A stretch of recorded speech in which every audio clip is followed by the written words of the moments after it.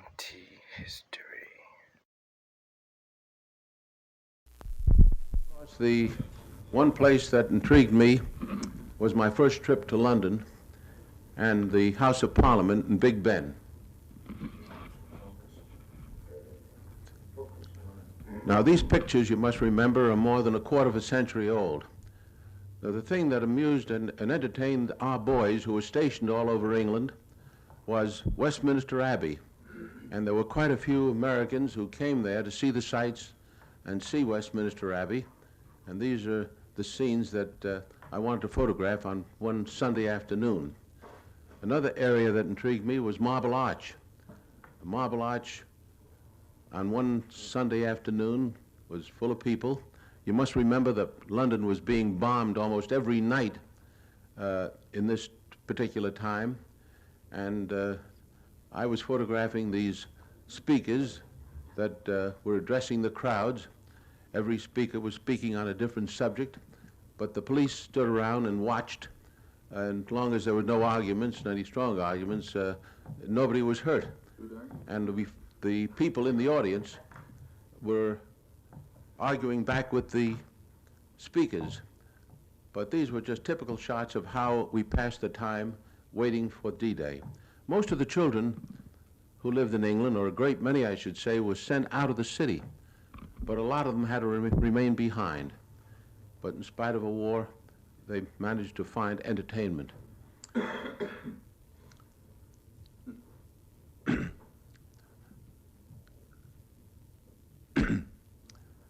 I was rather surprised to see these children drinking out of community drinking cups that were changed to the fountain. And I'd like to make candid shots of these children so they didn't notice me, but every once in a while they did. But this youngster is taking a cool drink on a beautiful Sunday afternoon. And we discovered that the St. Paul's Cathedral had been hit several times, but not badly damaged. And of course, one of the other attractions was Buckingham Palace and the gates, which were protected by British troops, not in the bearskin hats which they wore in peacetime, but in full war uniform. And this is the way they paraded up and down. They weren't performing for the camera, but they were actually doing their duty. But you notice the barrage balloons in the background. London had barrage balloons all over the area. And it was said that if it wasn't for the barrage balloons, with all the equipment that was being brought into the country, that the islands would sink into the sea, but the barrage balloons, they said, was holding it up.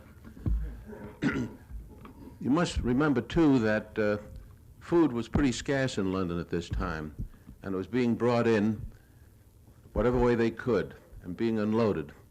But it isn't often you get a bright day like this in the spring in London, and this was an opportunity to show what the soldiers were doing while they were waiting for the invasion. This is Fleet Street. Discovered this Irish policeman guarding the street, and we saw considerable damage in the area. But soon, we were down on the south coast of England, where we met some of the other correspondents who were scheduled to cross the channel with us. And you'll probably recognize some of the old-timers who covered the war in that particular time. I was given a shovel to defend myself, and it proved to be a valuable instrument. And here we see Larry LeSueur of CBS. Larry LeSueur was covering the war for CBS, and so was Wertenbecker on the left, Jack Thompson of the Chicago Tribune, Ernie Pyle here, and this is a close-up of Jack Thompson, and this is O'Reilly, Larry O'Reilly of the Associated Press. This is Wertenbecker, and we're saying our farewells because we were expected to meet again in Paris.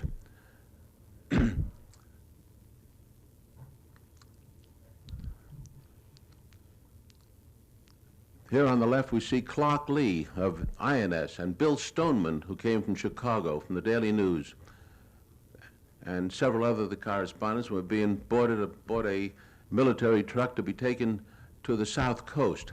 And we went through small British towns, and life was going on as usual. The people were in the marketplace buying food, and as though nothing was going on. but after a 150-mile ride, that's how we felt riding in an Army vehicle.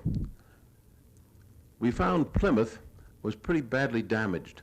A lot of the buildings were completely destroyed, but this was found all over the area.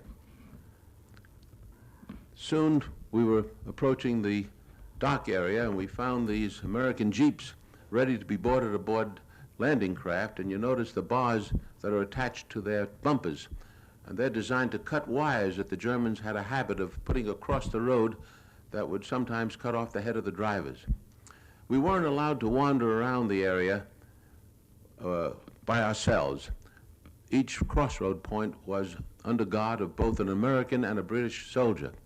And if they wanted to see what you had in your bedroll, you had to show it to them. But this is the care that was taken that the secret of the invasion be kept as long as it could. These are the two men, Wes Carroll of the OWI and Pete Carroll and Wes Haynes, rather, who were with me, and we went aboard an LCI number 5.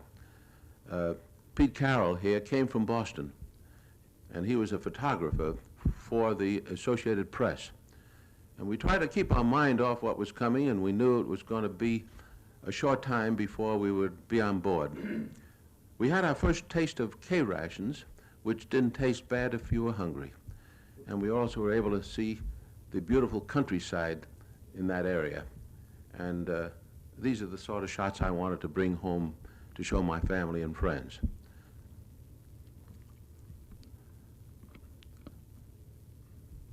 Pete Carroll was using some of his film to make a few shots himself. And soon we were down at the docks. And there we found units of the 101st Airborne Division carrying everything they could carry by hand, boarding landing craft that were so heavily laden they had to be pushed off the docks by trucks, as you see in this manner. And these men were being taken out to larger craft and boarded for the invasion. And here we see several units carrying grenades, bazookas. They didn't have an opportunity to load this aboard jeeps that were not fully available at this particular moment. We were aboard a fleet of LCIs, and here shown with the commander of the invasion group in the center, and the captain on the right, rather the captain of our ship, Lieutenant Patton, was in command of the LCI number 5, and we found out that he participated in several invasions in the Mediterranean area. And we felt rather confident that he knew what he was doing. But we stayed aboard this ship for almost 5 days. This is the commander of the squadron.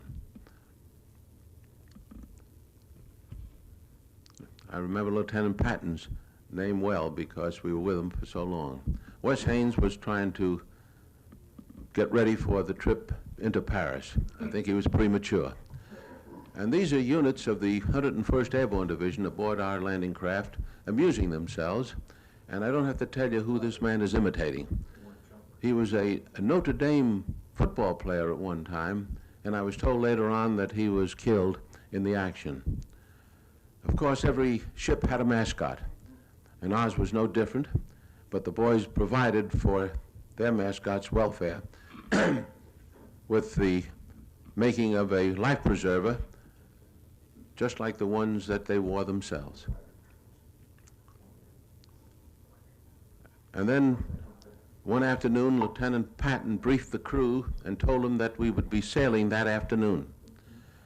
And they let out a cheer because this is the job they were waiting for. They wanted to get it done and go home. And here we see the LCI number 4 with the commander moving out into the channel. And this was a tremendous sight to see ships from one end of the horizon to the other. Ships of all kinds. They tell me there was well over 1,000 ships. But even so, we thought this was just another exercise. As we continued on, we felt that we'd be turned around, go back and try again another day. But when we continued on into the night, we knew it was the real thing. At one time, we had a bit of a scare. They said there was a submarine in the area, and one of the DE boats threw some bombs into the channel. And they exploded, but we never saw any attack at all. Here are some scenes actually taken close to the beach, where the ships made a right-angle turn and headed for the area where we were to land.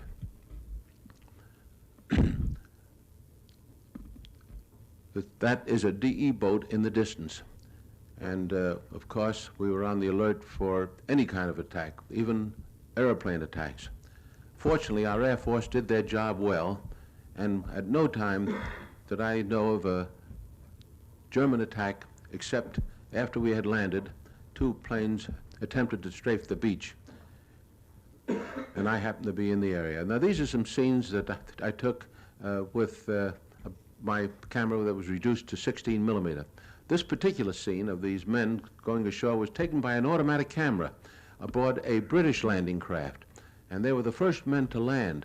The reason it was taken by an automatic camera was because they wanted to have a record of what happened should the landing fail.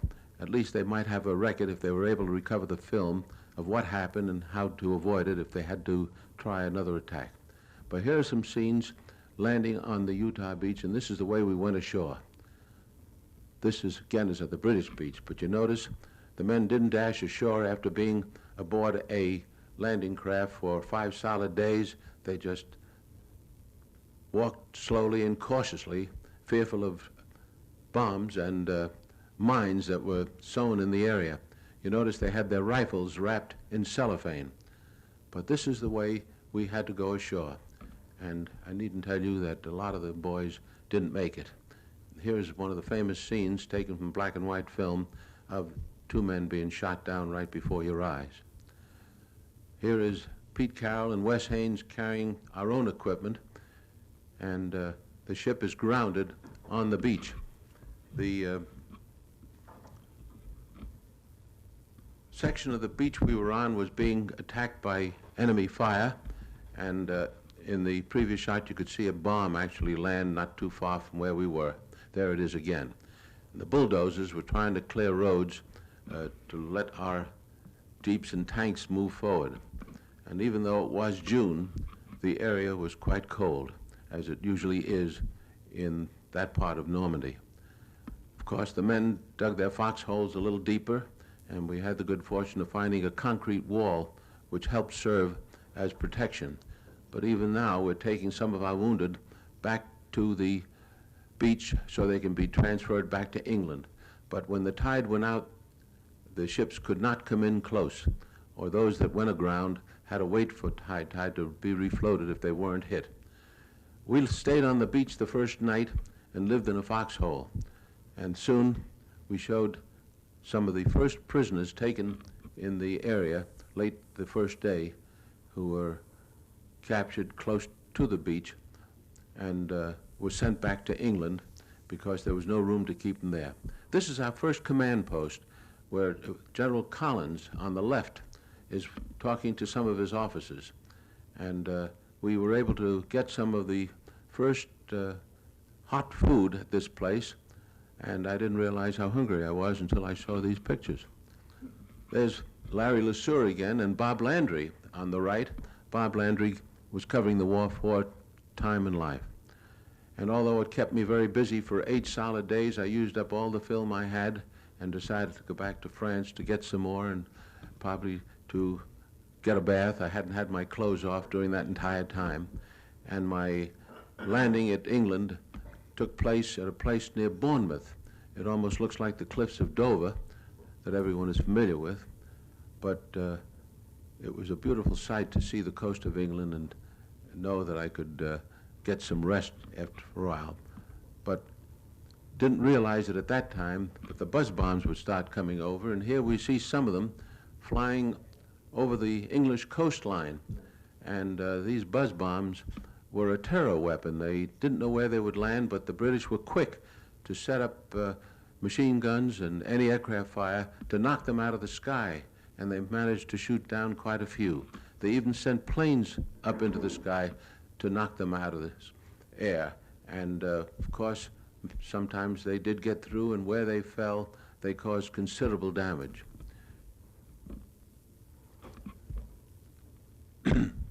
But you must have missed that pretty good shooting. There's one actually coming down, and it landed in the London area, and wherever they landed, they caused considerable damage. My second crossing of the Channel was made on an LST, and this time with units of the 3rd Armored Division that was sorely needed because they were bringing over more tanks and vehicles to carry us in the direction of Cherbourg because we needed a port badly. The LST was manned by a British crew. That's the captain in the British uniform.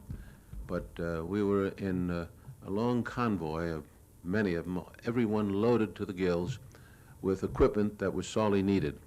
But here you'll get an idea of what the beach looked like, and these ships are actually waiting for the tide to recede so they could send their equipment ashore without going through deep water. On D-Day, they had to go through the deep water.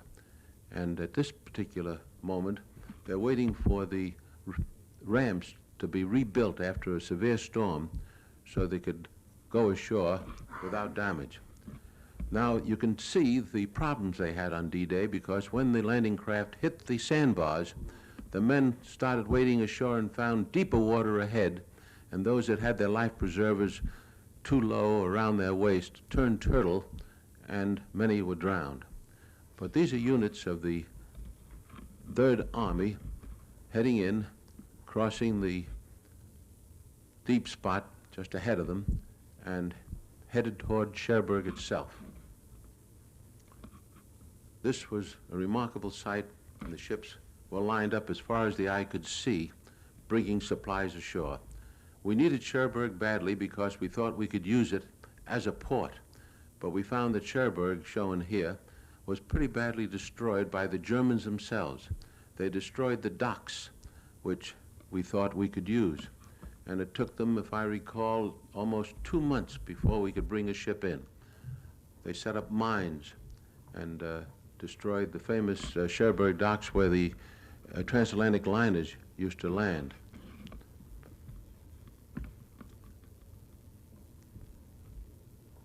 They not only destroyed the docks, but also the inland bridges that crossed the rivers that entered the Cherbourg area, the canals.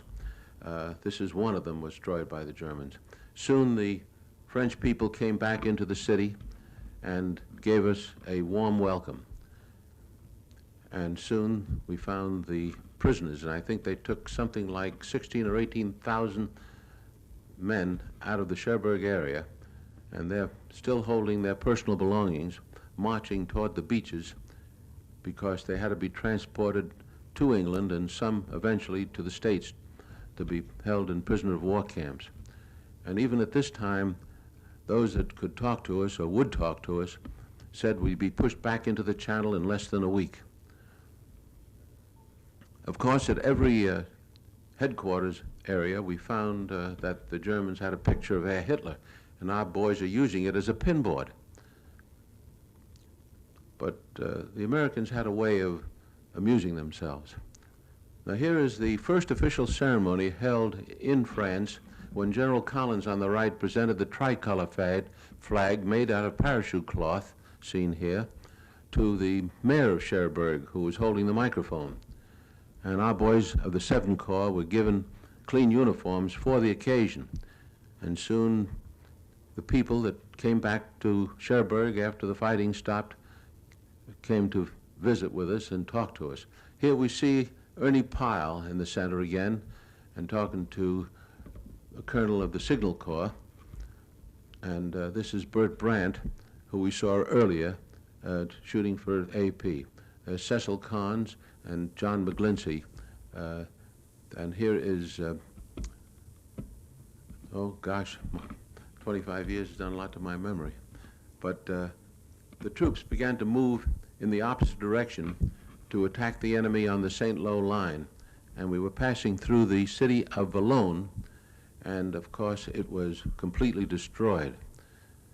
I was there several times since the war, and it's been rebuilt beautifully. But the Germans tried to make a stand here, and wherever they did try to make a stand, we had to knock them out, and in so doing, destroyed the city. A little later on, I had an opportunity to see the construction that was built by slave labor. And all along the beach, especially in the Normandy area as well as other areas, they built these triangles. Many of them had mines attached to them so that if a boat touched them, they would explode.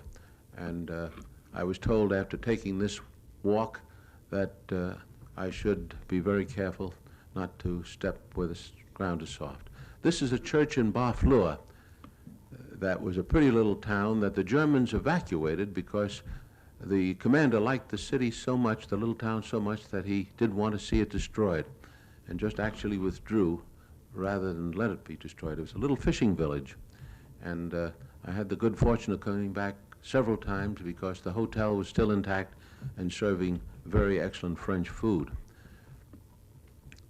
A little further down the coast, we found these fortifications built by slave labor, and even these metal fences just to keep us from landing in the area. And these heavy fortifications that were many feet thick, and these correspondents were looking it over. In some areas, the Germans saw to it that they were destroyed, blowing them up so that we couldn't use them against them if they tried to take them back.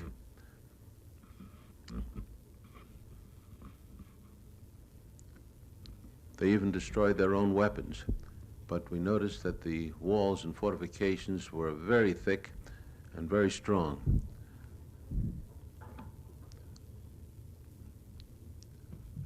The area was taken over by the Navy, and there was an observation post right on the end. This was near a town called Granville, and there is the lighthouse at the point that sort of separated Normandy from Brittany. And that's the observation post the Germans used, and it's under the command of our naval officers to use as an observation post.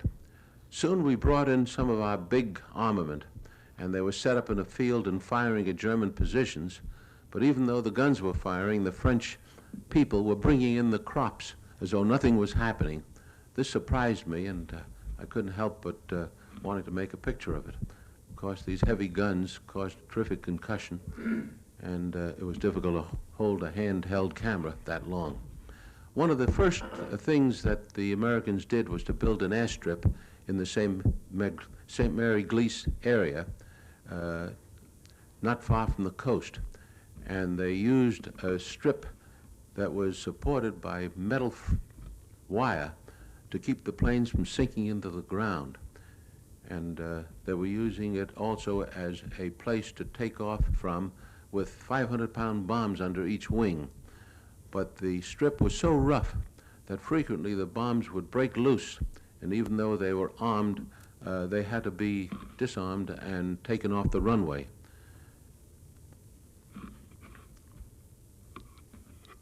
These are P-47s that they were using here, and there's one carrying a bomb under each wing to attack the enemy deep in behind the lines. You notice these two planes taking off at once, raising considerable dust, but managing to get off a very short runway. And here you notice a plane, you notice the buckle under the wheels. This sometimes caused the mesh wire to break and come up and hit the plane's propeller, causing it to crash before it left the ground. And here's an unfortunate accident, two of our planes.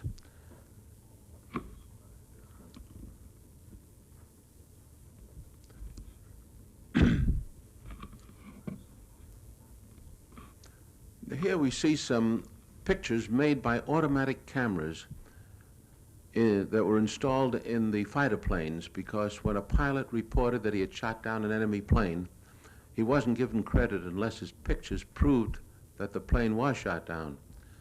And these automatic cameras would operate in conjunction with his machine guns. And if you look closely, you'll see the pilot jump out of the plane in the shot. But you notice, too, that a lot of these planes are still carrying the extra fuel tanks that they were carrying underneath the wing. And whenever the bullets hit that tank, the plane would explode, as you will see here. But when you saw shots like this, you know that the pilot never got back. And one of the highlights of our trip across France was Mont Saint-Michel. Mont Saint-Michel was on a river that separated Normandy from Brittany. And here we met some of the other correspondents. This is Bob Capper of Time magazine, and I know there's a member in the audience who knew Bob Capper. And Bob Capper was eventually killed. He was covering the war in Indochina when the French was fighting. But at Mont Saint-Michel, we found the Poulard Hotel, run by Madame Poulard. And the reason we liked the place is she served some delicious omelets for which she was famous. And that's Madame Poulard and her famous hotel in the background. And a lot of the correspondents gathered here to fight the war from this point because we were closer to the front line, if you could call it such, than we were at our main bases. And there we see the river that separates Normandy from Brittany. This is a beautiful little island, and the building at the top is a monastery that was still intact. It was not destroyed at all. And here are some of our GIs looking over the sights of the monastery, being shown around by a woman guide.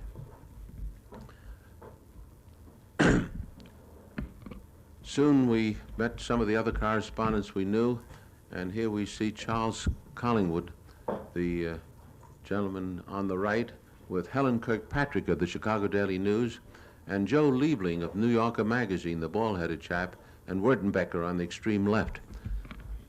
Liebling wrote many stories for New Yorker magazine, and he died not many years ago. This is Charles Collingwood and Helen Kirkpatrick of the Chicago Daily News. This is Ernest Hemingway. Hemingway was covering for Collier's magazine, and we met him at Mont Saint-Michel. Here he is seen talking with Bill Walton, who incidentally became a fast friend of President Kennedy. And these were just moments that we could take a little time out to rest.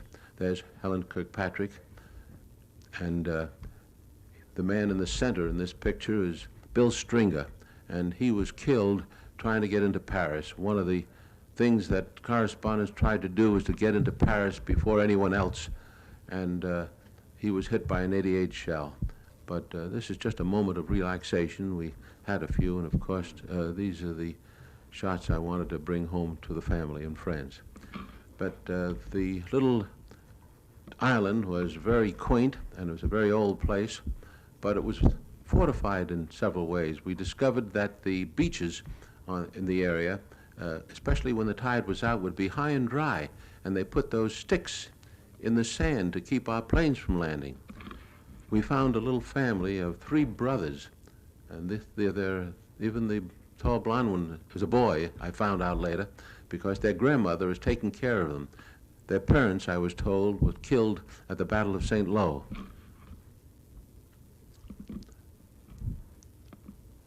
One afternoon, rather late, I walked out behind the island because as the sun was setting, I could get some interesting shots of the island from the seaside, because they have an extremely high tide here and would leave the island high and dry, but the tide would come in real fast, and there was always danger of quicksand, so I didn't stand in one place too long. But the receding waters left this unusual design in the sand. We didn't stay at Mont Saint-Michel very long, but continued on deeper into France. In fact, I went into Brittany for a while and discovered that the boys had found a lake there, which we'll see in a moment. But the countryside was beautiful. It was during the summer, and the crops were still in the field. But our boys, after washing out of a helmet for many weeks, decided to use this beautiful lake for a bath. They were permitted to do so because they were fighting the enemy at an area called St. Malo.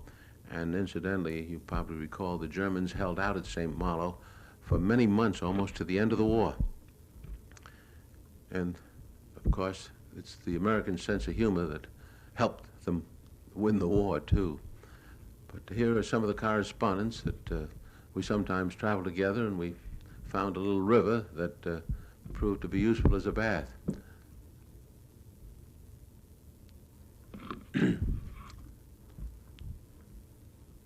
The There are a lot of these small rivers around France, and at every moment that we could spare, the correspondence, this is a group of them, that's Ralph Morse in the front, and Huey Broderick, and Joe Priestley, and of course here we see Edward G. Robinson. Edward G. Robinson was one of the many actors and actresses that came to Normandy to entertain our troops, and they held a show right in this Normandy barn that was not too far from the fighting. And I found out later that the intermission had to be called when the shells came too close. Of course, all you had to do was point a camera at Robinson, and he acted. Soon we found ourselves in Rambouillet. Rambouillet was 52 kilometers from Paris and was the headquarters for all the correspondents that came there. We see Ernie Pyle again on the left, and George Stevens, the Hollywood director, myself, and of course Pete Carroll.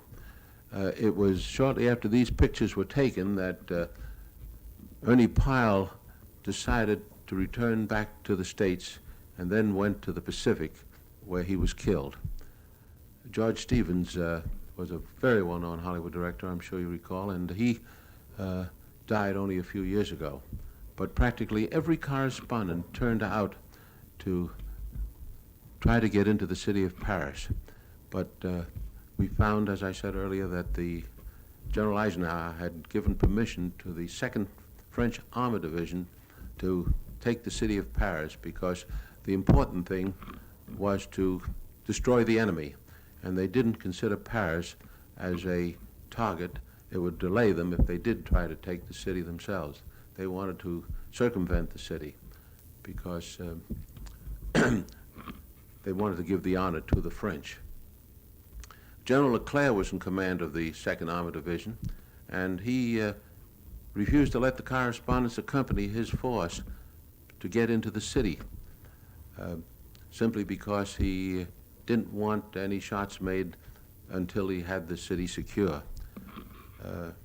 We were glad to see Paris because it was a city of great beauty, and we were amazed at the way the people turned out. And these are some of the shots taken on the first day of liberation.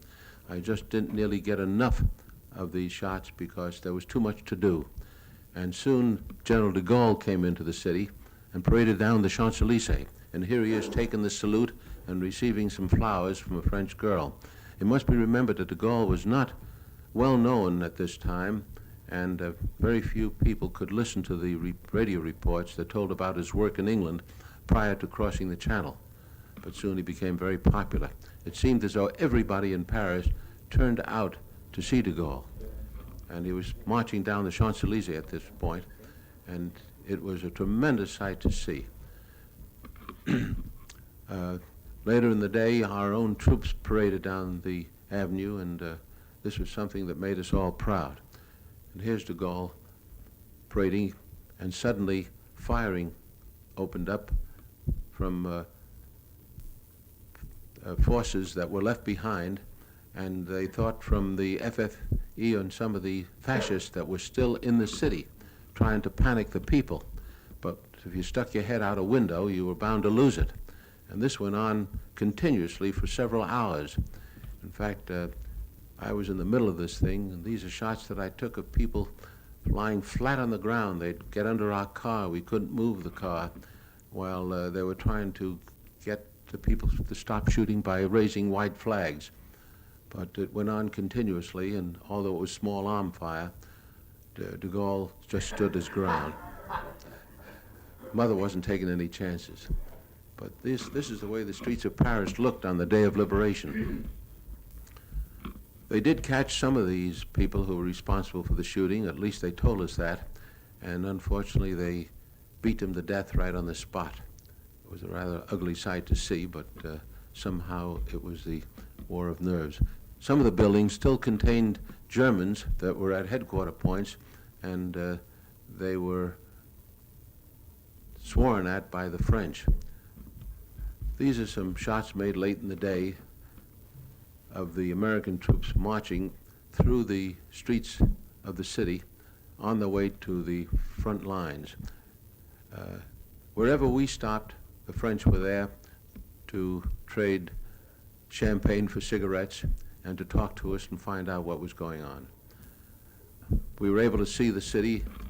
It wasn't badly destroyed. There was some small arms fire. The lion lost his tail, but generally speaking, all the bridges were intact over the city, and this is the Opera House. And since it was my first trip to Paris, I enjoyed seeing the beautiful city of Paris. Soon the people of Paris were out parading again along the Champs-Élysées with their newfound liberty. We discovered that the Eiffel Tower, which was reported destroyed and used for arms, was still intact. And soon I managed to get permission to go up into the Eiffel Tower and see what it looked like from up above. But there was much to be done, and even though Paris looked beautiful, conditions were very poor. The railroads were practically destroyed. There was no way of bringing in food. In fact, when we were coming down the road, we saw large trucks waiting to get into the city, loaded with all kinds of foodstuffs to support the city, which was in dire need not only of food but of coal, because at this time it was getting pretty cold. It was late in the year, and there was no way of getting supplies in.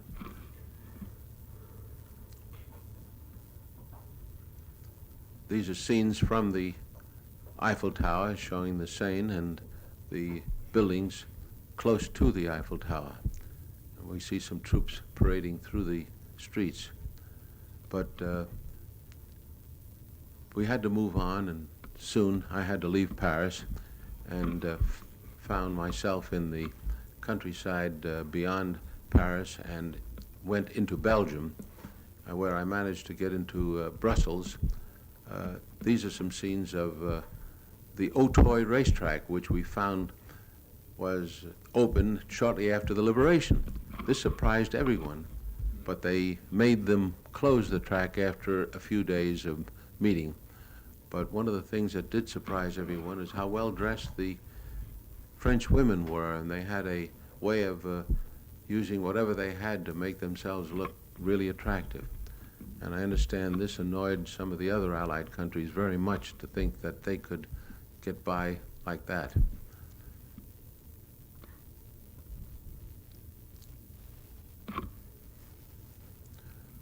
They even opened up the art galleries along the streets, and we didn't know whether they were permitted to do this prior to our getting there, but they certainly opened up for business very shortly after we arrived.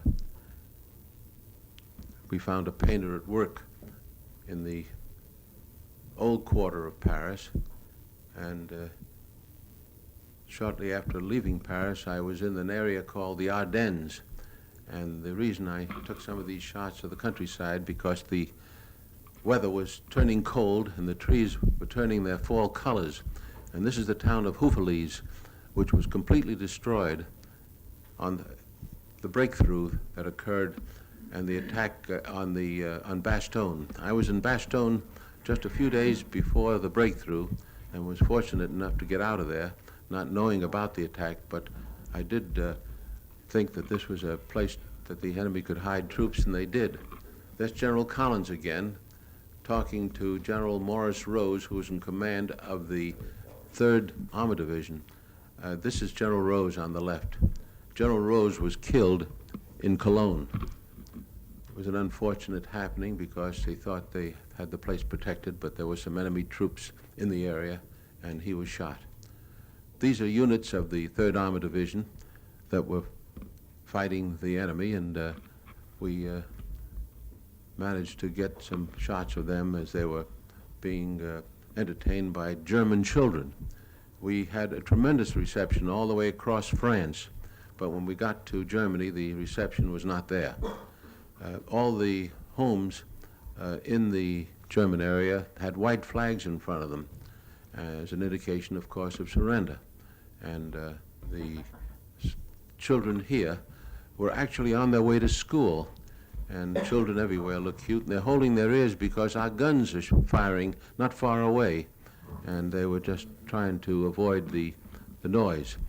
We found the Siegfried Line, as it was called, or the Dragon's Teeth, which were built again by slave labor, I'm told, and they were not a fortification against our tanks because our bulldozers took dirt and pushed it over the top of them and rode right over the top. But we found these fortifications stretched out from one end of Germany to the other, because somehow they felt that we'd perhaps get to Germany, and they were trying to keep us out, but they didn't succeed, of course. The war was moving rather rapidly at some points in Germany, and soon I found myself in the town of Aachen. Aachen was under fire when these pictures were taken. That's the reason the scenes are devoid of people. There were mortar shells passing over our heads all the time, and the enemy was holding the center of the city as we were making these shots, and we were just wondering how long the battle would take, and we discovered that the troops were just down behind that mold or that wreckage in the distance, and soon we discovered that these reserves were just a block or two behind the front line, and they were waiting to be called in. I was told later on that the captain you saw in the picture a moment ago, that somebody in the audience knew him and said he was killed in the action that took place shortly after that.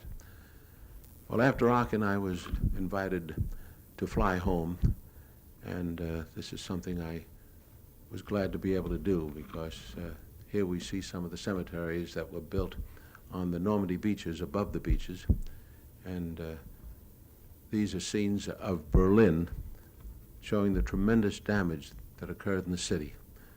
The bombings were intense, and very little of Berlin was left standing. It shows that wars don't seem to prove very much except to destroy property and kill people. And we sometimes think that maybe one day we'll learn how to avoid wars, and perhaps we've made wars so deadly that we'll have to avoid them in the long run to stay alive. Soon I was able to photograph some of the events when General Eisenhower came back to the States and was greeted in Kansas City. These shots were made with a telephoto lens at quite a distance. Then I was able to visit the collection of some of the weapons the Germans used just after the invasion. This is the V-2 rocket that followed the V-1s. The V-1s were a terror weapon, and the V-2s were certainly the same, but that was the first time they used rockets, and they were able to shoot them great distances. The V-1s, and I heard many of them come overhead, were like a motorcycle engine, and whenever the motor stopped, it would cause the bomb to drop. The Germans had jet planes in the air before the war ended, and here is one that they actually used, and it showed a record of many American planes, and if you notice, 42 Russians were shot down by this plane before it was captured by our side. And in this exhibit, we see one of the Japanese kamikaze bombs that was on exhibition, and one of our pilots is trying it for size. And they didn't like the idea that you only had a one-way ticket, because they were intended to destroy the target they were after and the pilot with it. This plane, I was told, was built by the enemy to bomb New York, and it could fly the ocean and back, and they appropriately named it Alles Kaputt. Here we see some shots of what I call what the next war might look like, and this is the explosion of the atomic bomb in New Mexico. And I always like to feel when I show these pictures that perhaps it'll remind people that we ought to remember what World War II was like, and that World War III would be much worse. But I like to say that, repeat what one scientist aptly put it when he said, the atomic bomb is here to stay. The question is, are we? And that brings us to the end of our film, and thank you very much.